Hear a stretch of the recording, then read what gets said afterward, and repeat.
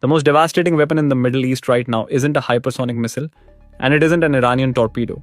It is a spreadsheet in a corporate office in London. If you want to understand pure, unfiltered financial leverage, you have to look at how maritime insurance actually dictates global war. Here is the brutal math of the Strait of Hormuz.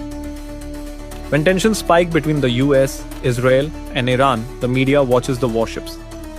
But the real power lies with a quiet group of underwriters at Lloyd's of London, known as the Joint War Committee. They don't command navies, they command risk, and they hold the ultimate kill switch for the global economy. When the Joint War Committee designates the Persian Gulf as a high-risk zone, standard shipping insurance becomes void. To keep sailing, ship owners are forced to buy what is called an additional war risk premium.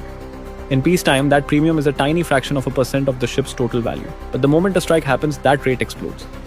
Overnight, the cost to insure a single oil tanker jumps from $50,000 to several $1 million per voyage. But the real weapon isn't the price, it's the cancellation clause. The moment a conflict escalates, marine insurers can legally pull their coverage with just 48 hours notice. And this is the exact psychological vulnerability Tehran is exploiting. Iran doesn't need to physically blockade the Strait of Hormuz. They don't need the military capacity to sink every single vessel. They just need to create enough perceived risk to terrify the underwriters in London. Because no corporation on earth is going to sail an uninsured $200 million asset loaded with crude oil into a combat zone.